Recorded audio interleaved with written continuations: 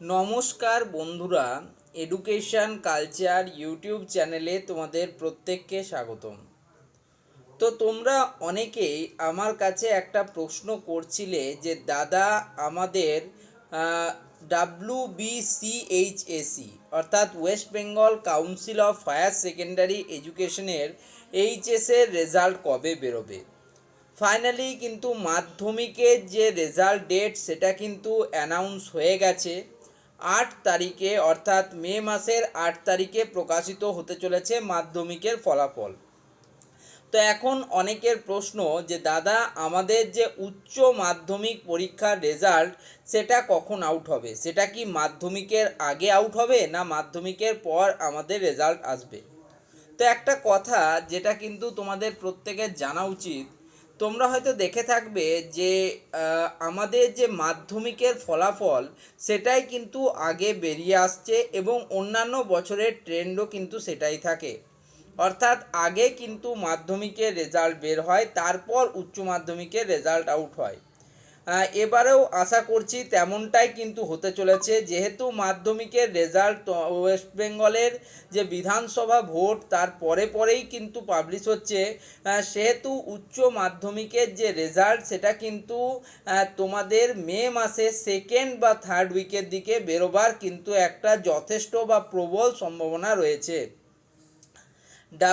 তোমাদের WBCHSEর fourth semester এইচএসের marks যেটা রয়েছে সেটা কিন্তু যে আপলোডিংয়ের প্রক্রিয়া সেটা কিন্তু কমপ্লিট হয়ে গিয়েছে।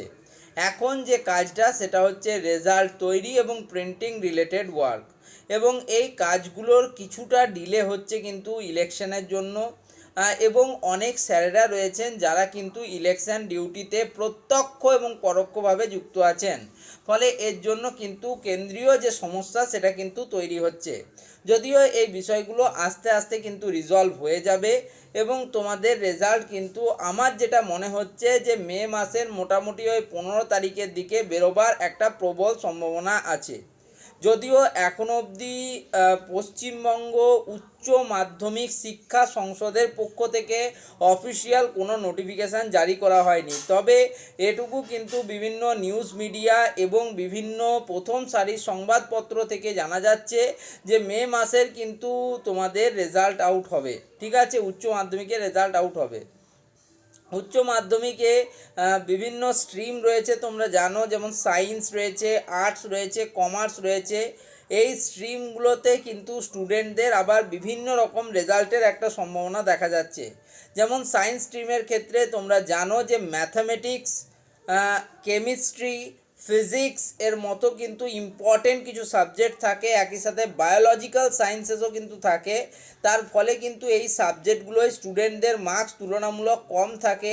পক্ষান্তরে আর্টসের কিছু সাবজেক্ট রয়েছে, যেমন সেটা হতে পারে হিস্ট্রি, পলিটিক্যাল সায়েন্স, জিওগ্রাফির মতো সাবজেক্টে কিন্তু ভালো মার্কস ওঠে। তো এই বছর স্টুডেন্টদের আশা করছি রেজাল্ট কিন্তু ভালো হবে, এবং প্রত্যেকে কিন্তু প্রথমবার তোমরা কিন্তু সেমিস্টার পদ্ধতির মাধ্যমে পরীক্ষায় অংশগ্রহণ করছো। সেক্ষেত্রে এটা কিন্তু খুব ইম্পর্টেন্ট তোমাদের জন্য এই রেজাল্টটা, ফোর্থ সেমিস্টারের কিন্তু রেজাল্টটা।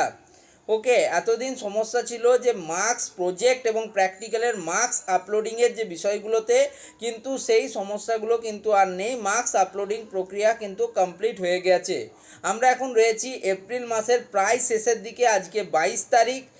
ঠিক আছে, তো রেজাল্ট তোমাদের রিলেটেড যদি কাউন্সিলের পক্ষ থেকে স্পেসিফিক কোনো নোটিফিকেশান আসে, আমি সবার প্রথমে কিন্তু তোমাদের সাথে সেই বিষয়টা শেয়ার করব। এখন অবধি কাউন্সিল থেকে কোনো ডেট নির্ধারণ করা কিন্তু হয়নি উচ্চ মাধ্যমিকের। তো এই ভিডিওটাকে আর বড় করছি না, এই ভিডিওটা এখানেই শেষ করছি। তোমরা প্রত্যেকেই চ্যানেলের সাথে যুক্ত হয়ে যাও, চ্যানেলটিকে সাবস্ক্রাইব করো, ভিডিওটিকে লাইক করো, বন্ধুদের মধ্যে শেয়ার করো। ধন্যবাদ সকলকে।